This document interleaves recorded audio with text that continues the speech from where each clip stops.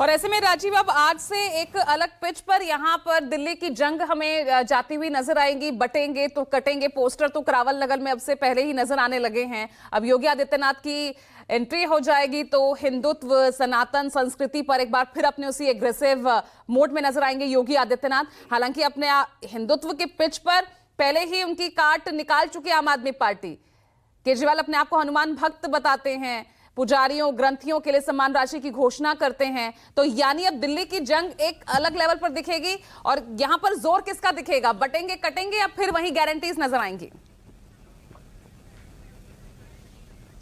देखिए, अभी तक का जो चुनाव हुआ है पूजा, उसमें 2015-2020, मुझे लगता है कि 2020 का अगर चुनाव आप देखें तो ज्यादा चार्ज्ड था इस मामले में कि पूरा शाहीन बाग बंद था। सीए एनआरसी का उस समय विरोध प्रदर्शन चल रहा था, धरना चल रहा था। और उस समय गृह मंत्री अब के अमित शाह ने दिल्ली के चुनाव के समय ये भाषण में बात कही थी कि बटन यहां दबाओ, करंट शाहीन बाग में लगेगा। तो उस समय जो स्थितियां थी, अभी तक के चुनाव में, आज जब हम आपसे बात कर रहे 23 जनवरी को और 5 फरवरी को चुनाव होना है, तो अभी तक हिंदू मुस्लिम का कोई एंगल या कोई उस तरह का दिखाई पिछले चुनाव की तरह नहीं दिखाई दे रहा है। योगी आदित्यनाथ अपने बयानों के लिए, अपने विवादित बयानों के लिए जाने जाते हैं। वो आएंगे, उनकी अपनी एक शैली है, उनके अपना एक बोलने का अंदाज है। और उनकी 4 दिन में 14 जनसभाएं भारतीय जनता पार्टी ने लगाई हैं।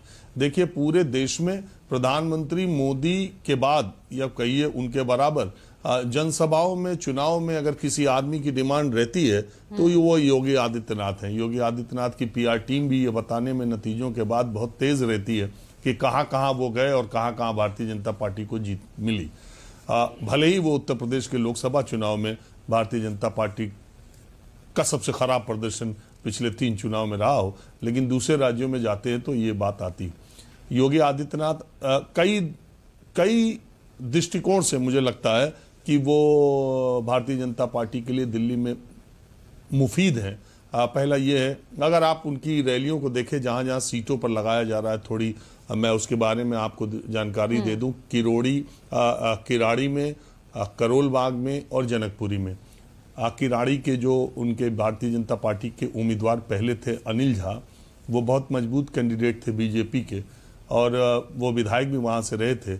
और ये जानते हुए कि अरविंद केजरीवाल अपने विधायक के बल पर वो सीट हार जाएंगे, उन्होंने अनिल झा को भारतीय जनता पार्टी से तोड़ लिया और वहां से उनको टिकट दे दिया किराड़ी से।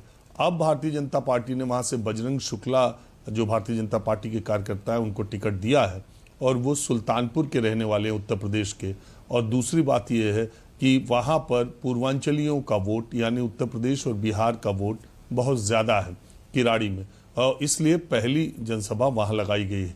करोल बाग और जनकपुरी भारतीय जनता पार्टी के जो प्रत्याशी हैं आशीष सूद, उनसे बहुत ज़्यादा अपेक्षाएं हैं। वो बहुत अच्छे उम्मीदवार के तौर पर भारतीय जनता पार्टी उनको मान रही है और वो लड़ाई में सीट बहुत है, इसलिए जनकपुरी है। और करोल बाग की सीट जो कि सुरक्षित सीट है, दुष्यंत गौतम वहाँ से चुनाव लड़ रहे हैं। वहाँ से जो भारतीय जनता पार्टी, आम आदमी पार्टी की विशेष रवि हैं, तो वहाँ पे मुकाबला दिलचस्प है। और करोल बाग सीट भारतीय जनता पार्टी ने पहले भी जीती हुई है और करोल बाग में भारतीय जनता पार्टी का संघ का शाखा का काम भी बहुत अच्छा रहा है। वहां से वो सुरक्षित सीट होने के बावजूद भारतीय जनता पार्टी उसको कई बार जीत चुकी है। तो ये जितनी सीटों पर प्रोबेबल सीट्स जो हैं और जहां पर बीजेपी अपनी मजबूत स्थिति कर सकती है चुनाव में, वहां बहुत सोच समझ के आदित्यनाथ को लगाया गया है। और उत्तराखंड और उत्तर प्रदेश के लोग, देखिए, सबसे ज्यादा प्रदेश के हिसाब से, अगर जनसंख्या के हिसाब से आप देखेंगी तो केरल और उत्तराखंड के लोग दिल्ली में बहुत ज्यादा हैं। मतलब जो जितनी उनकी जनसंख्या है उसके परसेंटेज के हिसाब से अगर आप देखें उन राज्यों के हिसाब से, तो केरल और उत्तराखंड के लोग दिल्ली में बहुत ज्यादा हैं। और उत्तराखंड के लोग, जो ये पूरा इलाका यहाँ आपके नोएडा से लेकर के और हरियाणा के टच होने के बीच में है, इस इलाके में, किराड़ी में, बुराड़ी में, लक्ष्मी नगर में, इन तमाम इलाकों में, पटपड़गंज में देखिए उत्तराखंडी चुनाव लड़ रहे हैं। और पटपड़गंज में भी मेरी जानकारी के मुताबिक योगी आदित्यनाथ की जनसभा रखी गई है। वो सीट टफ सीट मान के मनीष सिसोदिया चले गए, उसको छोड़ के चले गए थे। तो दिल्ली का चुनाव बहुत ही माइन्यूटली, बहुत ही बारीक स्तर पर भारतीय जनता पार्टी और केजरीवाल लड़ रहे हैं। और इसीलिए ये सारा तीन तिकड़म हर जगह, अगर आप दिल्ली में जाएंगे तो 70 किलोमीटर की दिल्ली है पूजा, और 70 सीटें हैं यहाँ पर, और इसमें भारतीय जनता पार्टी के सारे सिटिंग मुख्यमंत्री आ रहे हैं। प्रधानमंत्री 5 से ज्यादा रैलियां करेंगे, गृह मंत्री अमित शाह अभी रैलियां करेंगे, जेपी नड्डा अपनी रैली शुरू कर चुके हैं।